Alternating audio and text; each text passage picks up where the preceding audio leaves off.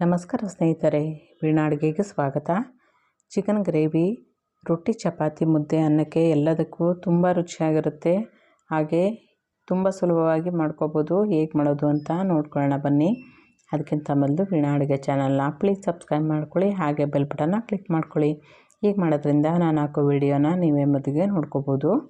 ಮೊದಲು ಚಿಕನ್ ಗ್ರೇವಿಗೆ ಮಸಾಲೆನ ಹುರ್ಕೊಳ್ಳೋಣ. Gas on ಮಾಡಿ ನಾನು ಒಂದು ಪ್ಯಾನಲ್ಲಿ 2 ಟೇಬಲ್ ಸ್ಪೂನಷ್ಟು ಎಣ್ಣೆ ಹಾಕ್ಕೊಳ್ತಾ ಇದ್ದೀನಿ. ಎಣ್ಣೆ ಎಲ್ಲ ಚೆನ್ನಾಗಿ ಬಿಸಿ ಆದಮೇಲೆ ಒಂದು ಈರುಳ್ಳಿನ ಕಟ್ ಮಾಡಿ ಹಾಕ್ಕೊಂಡು ಇದನ್ನ ಹುರ್ಕೋಬೇಕು. ಹಾಗೆ ಇದ್ರ ಜೊತೆನೇ 1 ಗೆಡ್ಡೆಯಷ್ಟು ಬೆಳ್ಳುಳ್ಳಿನ ಹಾಕ್ಕೊಳ್ತಾ ಇದ್ದೀನಿ. ಚೆನ್ನಾಗಿ ಈರುಳ್ಳಿ ಎಲ್ಲ ಸ್ವಲ್ಪ ಕಲರ್ ಚೇಂಜ್ ಆಗೋವರೆಗೂ ಹುರ್ಕೊಳ್ಬೇಕು. ನಾನಿಲ್ಲಿ 3 ಲವಂಗ, 3 ಪೀಸಷ್ಟು ಚಕ್ಕೆ ಹಾಕ್ಕೊಳ್ತಾ ಇದ್ದೀನಿ. ಅದನ್ನು ಅಷ್ಟೇ ಹುರ್ಕೋಬೇಕು.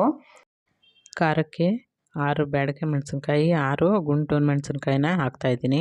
ನಿಮ್ಗೆ ಎಷ್ಟು ಬೇಕಷ್ಟು ನೋಡಿಕೊಂಡು ಹಾಕೋಬೇಕಾಗುತ್ತೆ. ಬ್ಯಾಡಗೆ ಮೆಣಸಿನ್ಕಾಯಿ ಕಲರ್ಗೋಸ್ಕರ ತುಂಬ ಚೆನ್ನಾಗಿ ಬರುತ್ತೆ ಟೇಸ್ಟು. ಚೆನ್ನಾಗೆಲ್ಲನೂ ಹುರ್ಕೋಬೇಕು. ಒಂದು ಹಣ್ಣಾಗಿರೋಂಥ ಟೊಮೊಟೊನೂ ಸೇರಿಸ್ಕೋಬೇಕು. ಅದನ್ನು ಅಷ್ಟೇ ಬಾಳಿಸ್ಕೊಳ್ಳೋಣ. ನಾನಿಲ್ಲಿ ಅರ್ಧ ಸ್ಪೂನಷ್ಟು ಕಾಳುಮೆಣಸು, 1 ಹಿಡಿಯಷ್ಟು ಹುರ್ಗಡ್ಲೆ, 5 ಗೋಡಂಬಿ, ಅರ್ಧ ಸ್ಪೂನಷ್ಟು ಹುರಿದಿರೋಂಥ ಗಸಗಸೆ ಮತ್ತು ಅಕ್ಕಿನ ಹಾಕ್ಕೊಳ್ತಾ ಇದ್ದೀನಿ. ತುಂಬ ಚೆನ್ನಾಗಿರುತ್ತೆ ಚಿಕನ್ ಗ್ರೇವಿಗೆ. ಇದನ್ನು ಎಲ್ಲ ಸೇರಿಸ್ಕೋಬೇಕು. ಅರ್ಧ ಸ್ಪೂನಷ್ಟು ನಾನಿಲ್ಲಿ ಶುಂಠಿ ಪೇಸ್ಟ್ ಇರೋದ್ರಿಂದ ಹಾಕ್ಕೊಳ್ತಾ ಇದ್ದೀನಿ. 1 ಇಂಚಷ್ಟು ಶುಂಠಿನ ಹಾಕ್ಕೊಂಡ್ರೆ ಸಾಕಾಗುತ್ತೆ. ಚೆನ್ನಾಗೆಲ್ಲನೂ ಹುರ್ಕೊಂಡು ಹಾಗೆ ಗ್ಯಾಸ್ನ ಆಫ್ ಮಾಡಿ ಪೂರ್ತಿ ತಣ್ಣಗಾದ್ಮೇಲೆ ಇದನ್ನು ರುಬ್ಕೊಳ್ಳೋಣ. ಈಗ ಚಿಕನ್ ಗ್ರೇವಿ ಮಾಡೋದಕ್ಕೆ ನಾನಿಲ್ಲಿ ಒಂದು ಪ್ಯಾನಲ್ಲಿ 2 ಟೇಬಲ್ ಸ್ಪೂನಷ್ಟು ಎಣ್ಣೆ ಹಾಕ್ಕೊಳ್ತಾ ಇದ್ದೀನಿ. ಎಣ್ಣೆ ಎಲ್ಲ ಚೆನ್ನಾಗಿ ಬಿಸಿ ಆದಮೇಲೆ 2 ಈರುಳ್ಳಿನ ಉದ್ದುದ್ದಾಗಿ ಹೆಚ್ಚಿ ಹಾಕ್ಕೊಂಡು 1 ಗರಿಯಷ್ಟು ಕರಿಬೇವನ್ನ ಹಾಕ್ಕೊಂಡು ಚೆನ್ನಾಗಿ ಹುರ್ಕೋಬೇಕು. ಈರುಳ್ಳಿ ಎಲ್ಲ ಸ್ವಲ್ಪ ಕೆಂಪಗಾಗೋವರೆಗೂ ಇದನ್ನು ಚೆನ್ನಾಗಿ ಬಾಡಿಸ್ಕೋಬೇಕು. ಹಾಗೆ ಇದಕ್ಕೆ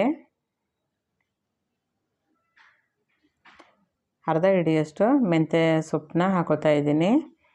ಒಂದು ಸ್ವಲ್ಪ ಪುದೀನ ಸೊಪ್ಪನ್ನ ಹಾಕ್ಕೊಂಡು ಚೆನ್ನಾಗಿ ಹಸಿ ವಾಸನೆ ಎಲ್ಲ ಹೋಗೋವರೆಗೂ ಈ ರೀತಿ ಹುರ್ಕೊಳ್ಳೋಣ.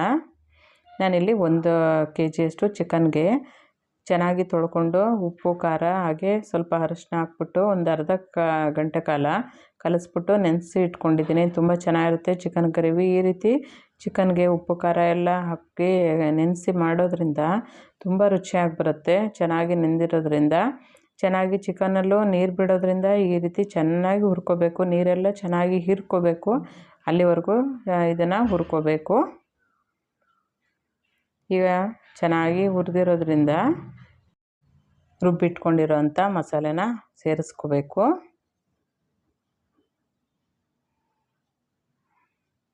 ಎಲ್ಲನೂ ಮಿಕ್ಸ್ ಮಾಡ್ಕೋಬೇಕು. ಚಿಕನ್ಗೆ ಸ್ವಲ್ಪ ಕಡಿಮೆ ಉರಿನಲ್ಲಿ ಚೆನ್ನಾಗೆಲ್ಲನೂ ಮಿಕ್ಸ್ ಮಾಡ್ಕೊಳ್ಳೋಣ. ಹಾಗೆ ನಿಮಗೆ ಗ್ರೇವಿಗೆ ಎಷ್ಟು ನೀರು ಬೇಕೋ ಅಷ್ಟು ನೋಡಿಕೊಂಡು ಹಾಕೋಬೇಕು. ನಾನಿಲ್ಲಿ ಮಿಕ್ಸಿ ಜಾರ್ಗೆ ಸ್ವಲ್ಪ ನೀರನ್ನ ಸೇರಿಸ್ಬಿಟ್ಟು ನೀರನ್ನ ಹಾಕ್ಕೊಳ್ತಾ ಇದ್ದೀನಿ. ನಿಮಗೆ ಗ್ರೇವಿಗೆ ಎಷ್ಟು ತೆಳ್ಳಗೆ ಬೇಕೋ, ಸ್ವಲ್ಪ ಗಟ್ಟಿಗೆ ಬೇಕು ಅಂದರೆ ನೋಡಿಕೊಂಡು ಸ್ವಲ್ಪ ಸೇರಿಸ್ಕೊಂಡ್ರೆ ಸಾಕಾಗುತ್ತೆ. ನಾನಿಲ್ಲಿ ಮೀಡಿಯಮ್ ಆಗಿ ಮಾಡ್ತಾಯಿದ್ದೀನಿ. ಈ ರೀತಿ ಇಷ್ಟು ಹಾಕ್ಕೊಂಡ್ರೆ ಸಾಕಾಗುತ್ತೆ.